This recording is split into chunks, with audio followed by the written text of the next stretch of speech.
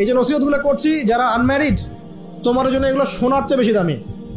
কারণ এই ডিসিশনটা এত এত গুরুত্বপূর্ণ যে জীবনে যদি এটাতে ভুল করে ফেলেন কখনো, সারাটা জীবন আপনাকে এই বোঝা টানতে হবে।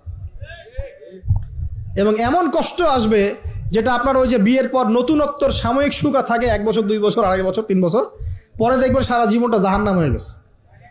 এখনকার ওইসব মেয়েদের গর্ভ থেকে আশা করা যায় যেটা স্বামী দিতে পারলে সে খুশি, দিতে না পারলে অসন্তুষ্ট বেজার। স্বামীকে প্রেসার দিতে দিতে, মানসিক কষ্ট দিতে দিতে স্বামীকে বুড়া বানায় ফেলে দিয়েছে। আমাদের নবীজি দোয়া করতেন আল্লাহর কাছে, আল্লাহ আমি এমন স্ত্রী থেকে তোমার কাছে আশ্রয় চাই যে আমাকে বৃদ্ধ হওয়ার আগেই বুড়া বানায় ফেলবে। বৃদ্ধ হওয়ার আগেও স্ত্রী চাইলে স্বামীকে বুড়া বানাতে পারে।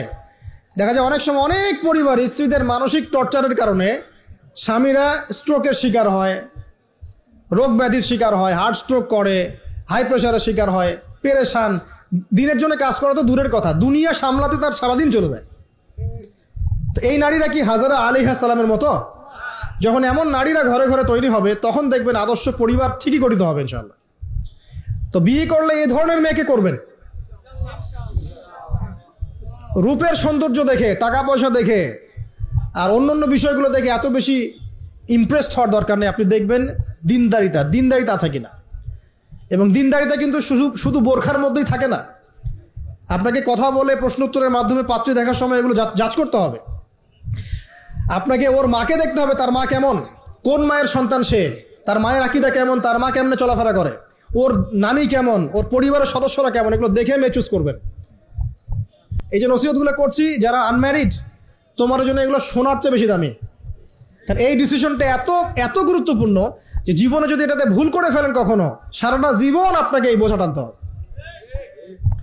এবং এমন কষ্ট আসবে যেটা আপনার ওই যে বিয়ের পর নতুনত্বর সাময়িক সুখ থাকে 1 বছর 2 বছর 2.5 বছর 3 বছর, পরে দেখবেন সারা জীবনটা জাহান্নাম হয়ে গেছে। তো একটা নসিহত, বাড়ির স্ত্রীরা এবং বোনরা যদি হাজরা আলাইহিস সালামের মতো হতে পারে ইনশাআল্লাহ তাআলা, আদর্শ পরিবার গড়ে উঠবে ইনশাআল্লাহ।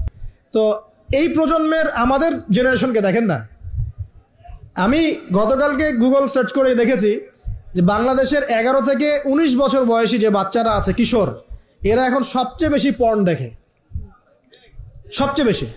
এবং স্কুল কলেজ পড়ুয়ার মধ্যে 77%ই পর্ন দেখে।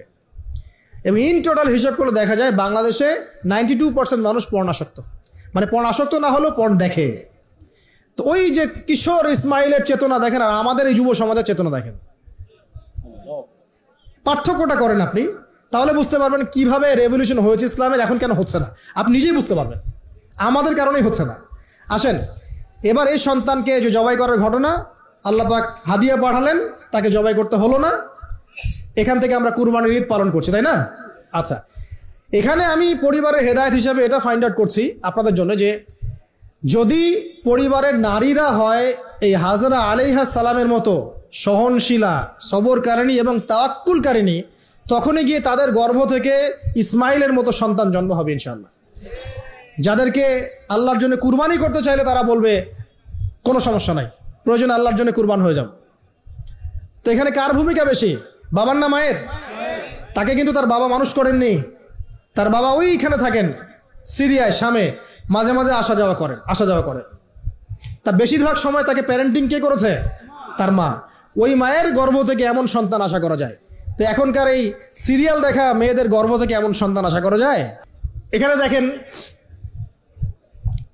লুকমান হাকিম, নাম শুনেছেন? তিনি একজন বিজ্ঞ মানুষ ছিলেন, অনেকে বলেছেন নবী ছিলেন, কেউ বলেছেন নবী ছিলেন না। যাই হোক, তিনি তার সন্তানকে কিছু নসিহত করছেন। কি চমৎকার নসিহত! তিনি সন্তানকে নসিহত করছেন, ইয়া বুনাইয়া, হে আমার ছোট্ট বৎস, লা তুশরিক বিল্লাহ, তুমি আল্লাহর সাথে কাউকে শরিক করো না। ইন্না শিরকা লা যুলমুন আযীম, কারণ শিরক হচ্ছে মহান জুলুম। ছোট্ট একটা বাচ্চা শিরকের বোঝেটা কি কিছু বোঝে? আমরা আমাদের ছোট বাচ্চাদেরকে কি শিখাই?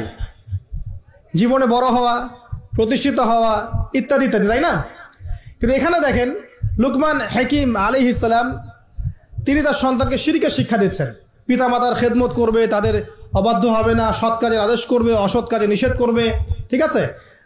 বিপদে পড়লে সবর করবে, গাধার মতো উচ্চস্বরে কথা বলবে না। এই নসিহতগুলো করছেন লুকমান তার সন্তানকে আলাইহিস সালাম। তো এখান থেকে প্যারেন্টিং পাচ্ছেন না যে আপনি আপনার সন্তানকে, পরিবারের সদস্যদেরকে কি নসিহত করবেন? এবার কোরআনের পাতায় পাতায় আছে। ইয়াকুব আলাইহিস সালাম তার সন্তানদেরকে নসিহত করছেন, আমার পরে তোমরা কার ইবাদত করবে? তারা বলছে আমরা আল্লাহর ইবাদত করবো ইনশাআল্লাহ তাআলা। ইউসুফ আলাইহিস সালামের সাথে তার পিতার একটা গভীর প্রেমের সম্পর্ক ছিল। আসহাবুল কাহফের মধ্যে আপনি এর এক্সাম্পল পাবেন। তো কোরআনের এভাবে পাতায় পাতায় আপনি দেখবেন যে আলহামদুলিল্লাহ আল্লাহ পাক আমাদেরকে আদর্শ পরিবার গড়ার এই মেসেজগুলো দিয়েছেন। বলতে গেলে অনেক লম্বা সময় চলে যাবে, তো বাকিগুলো আপনারা খুঁজে বের করবেন ইনশাআল্লাহ। আল্লাহ পাক তৌফিক দান করুন।